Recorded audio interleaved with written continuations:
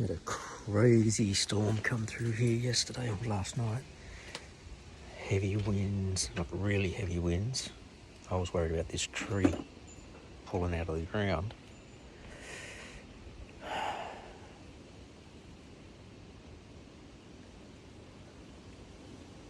Well, the tree is safe, but I'll show you what else happened in the yard. All of that dead branch and stuff on this tree here. See, there and there that's snapped off, and down lower, and one there, so that's all snapped off. And I can also see some branches down next to the tree down there from this thing. Oh, that thing there, the dead ones. Have a bit of a look around the yard. Sides of the house.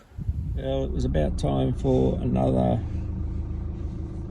COVID test. It's been about 2 weeks since I went out to get my second vaccination jab, and in doing that you're out around a lot of people and sitting in a enclosed space for an amount of time and all that sort of stuff. So haven't had any symptoms, unless sore throat's a symptom, but I think that's from my snoring. But it's just that it's a peace of mind thing. I figure if you're going out, it's not going to hurt to get yourself tested, because the last thing you want to do is be asymptomatic and not think about it. Even though, yeah, not going out at the moment, apart from this, if you do go out now, it's mandatory to wear masks when you're outdoors, like everywhere now. And the new curfew rule is only on the specified LJs, which is down where work is. Up here in the mountains, I don't think they're enforcing the curfew from 9 p.m. till 5 a.m. There was a drive-through testing clinic down in Springwood, which is closer than going all the way up to Katoomba. But when I pulled up to it, there was like 25 cars ahead of me. I think I'm currently around 14 or 15 in the line now. And there's a little snake of vehicles behind me as well. Bit of time sitting still. I think if I'd driven up to Katoomba, it might have been quicker, but that's me just making assumptions because it was faster last time, but the first time I went there it took a long time. I just hope this place doesn't take as like a long time to get your result back, because the Katoomba one, you got your result within 2 days. It's a waiting game. One person came around to all the cars in the line and handed us the paperwork we're supposed to fill in, like the patient paperwork for the test. Doesn't cost anything, that's the best thing. News conference this morning. Like, we'd had 3 days of numbers in the 800s, then yesterday's numbers were in the 700s, and I'm sure people started going, oh, it's going to get better. And today was like 913 people, with lots and lots and lots of them that were out in the community while infectious. That's really why you want to avoid having to go out. The state has passed the 6 million vaccination jabs. That's just like a single jab, I'm assuming, not fully vaccinated. They started hinting at plans to getting kids back to school and saying that from next term 4, they were going to get year 11 back, year 5, 6 in readiness, or I can understand 6 maybe, to get them all sort of ready and prepped before high school.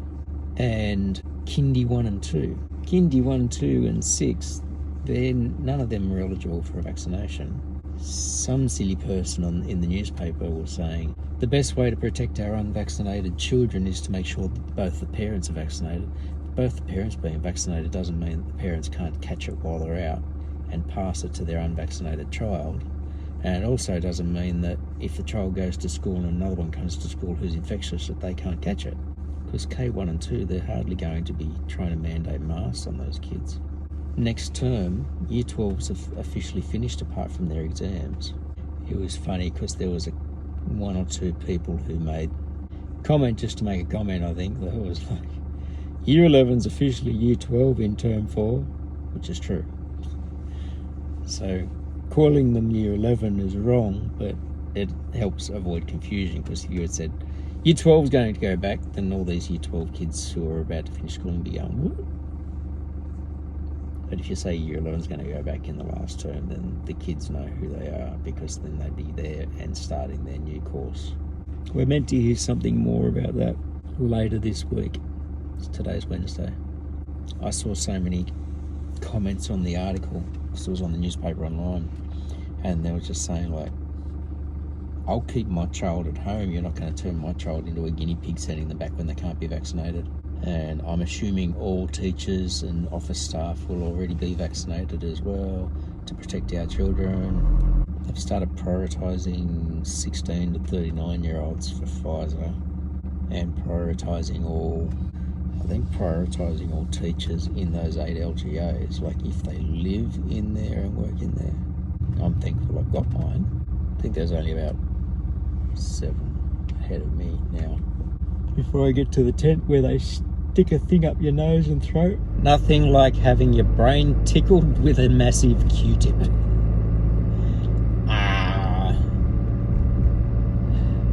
Doesn't get any more comfortable the more often that you get them done. As signs say, now you must go home and isolate,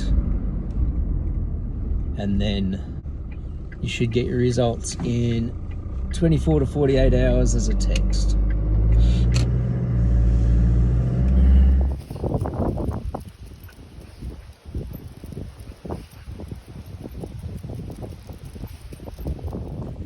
Afternoon walk time. A mask in my pocket. Even though I'm not likely to really encounter anybody, I wouldn't mind putting it on because it's cold. It snowed up at Katoomba overnight, yesterday afternoon. One of our workmates on Zoom this morning stood out on her deck and was showing the snow in her yard and on the roof of the neighbour. It wasn't a lot, but it was snow. That's why it's cold down here.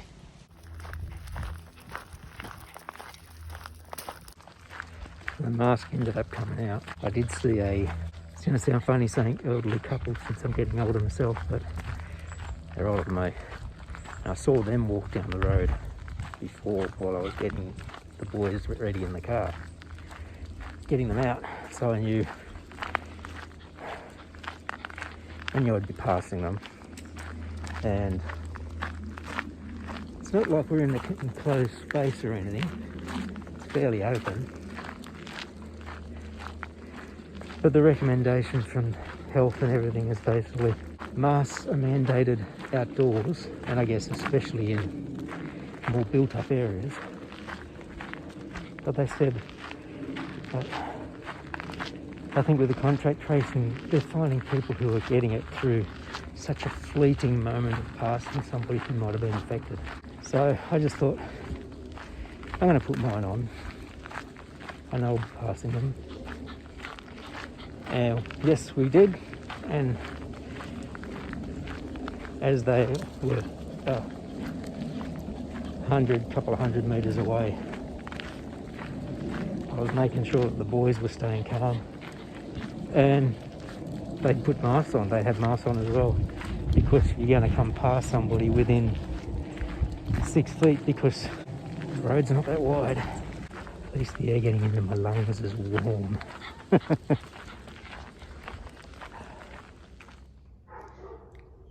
Good morning.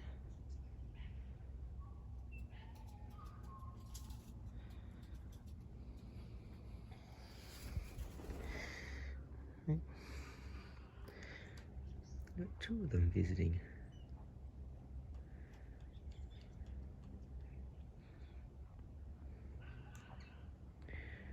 This bright one, he's been just sitting down here.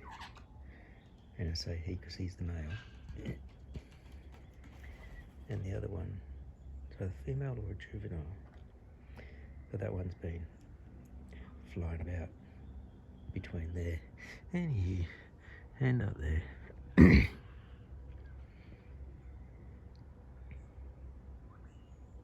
Friday night. I've been doing some of my uni stuff for engineering, and I've made a mistake somewhere in my calculations, and it's beginning to drive me nuts. I can't get past it, so I'm stopping for the night, and I'll pick it up tomorrow. Very interesting last couple of days. The figures on Thursday, which was for the Wednesday, was 1,029 for New South Wales. I think they said a little over 900 of those were just in Sydney, in Western Sydney and Sydney area. And the figure today was 882. I wrote it down. 882 cases from yesterday. But they said that they were going to be making a pretty big announcement about schools and the HSC and everything. They've pushed the HSC exams back about a month. So they were meant to start, they would usually start week 2 of term 4. They pushed them back a week, so it was going to be week 3 of term 4.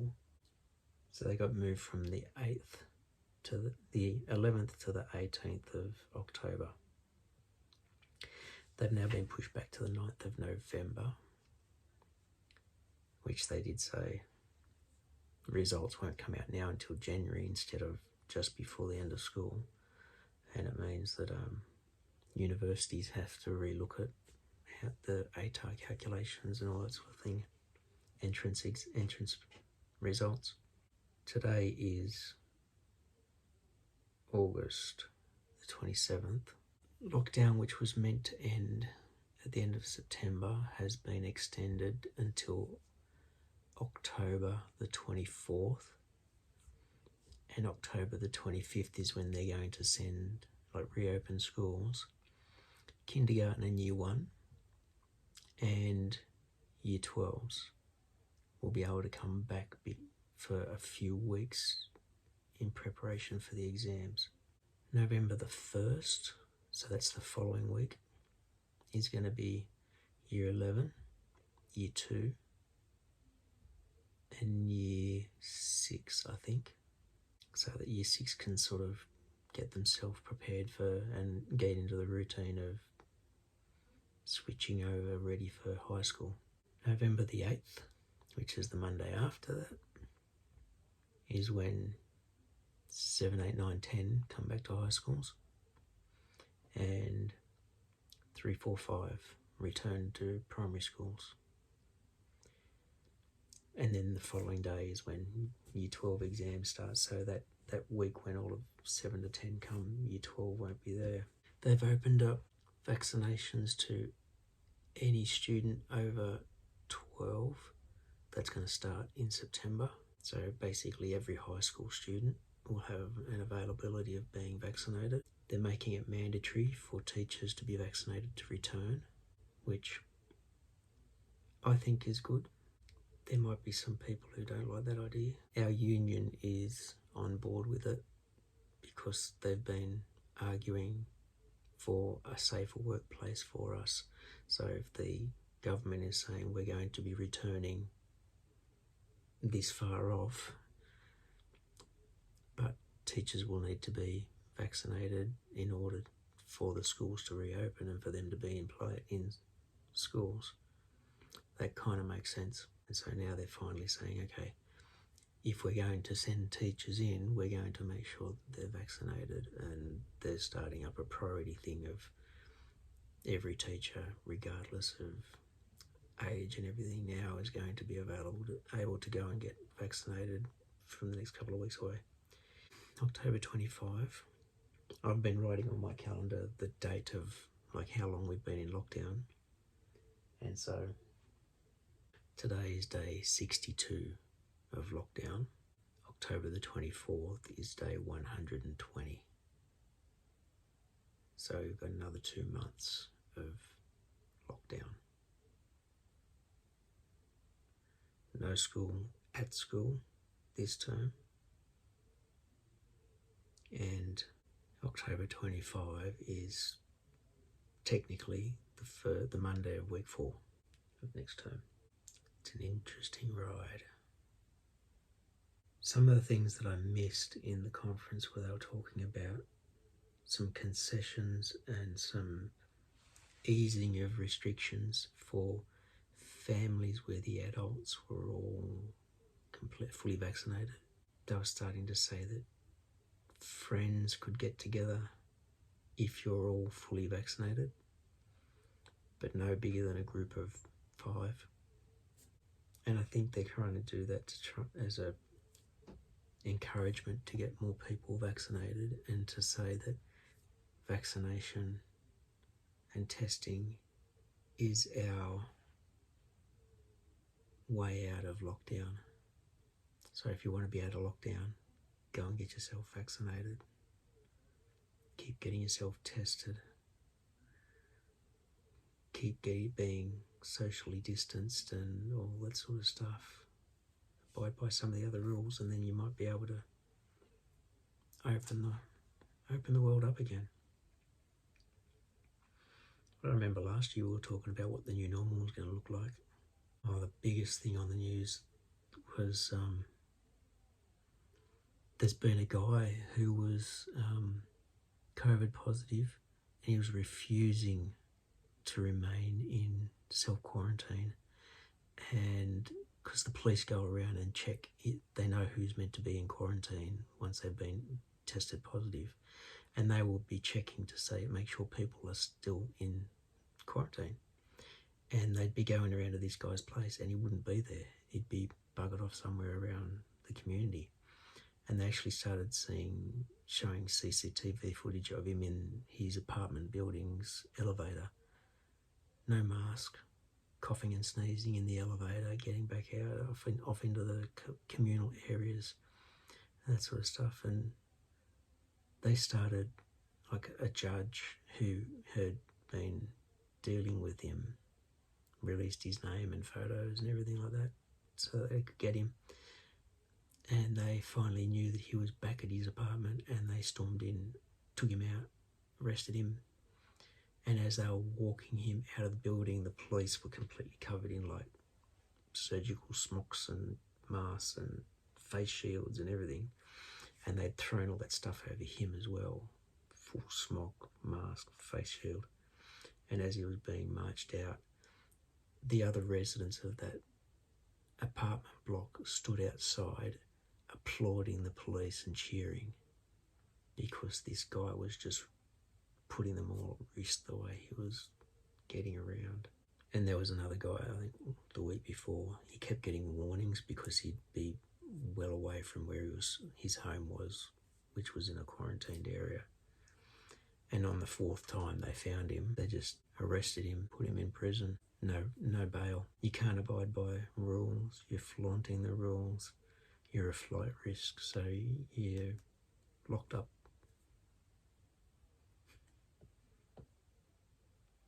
Pretty intense. For all the schools over in Florida, Texas, and that sort of stuff, with the governors saying you can't have a mask mandate. When we returned to school, level 3 restrictions, because they said if we're open enough to be at school, it's level 3. Level 3 is everybody is wearing a mask indoors and outdoors on school grounds. All staff, all teaching staff, all students in high school. And they're strongly suggesting primary school kids wear masks. All the staff have to. And all those dates and everything that I said, they did stay right at the start. That is all dependent on numbers. If the numbers start climbing in,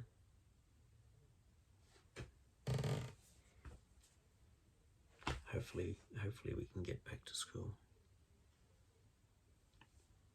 Hopefully we can get back to school.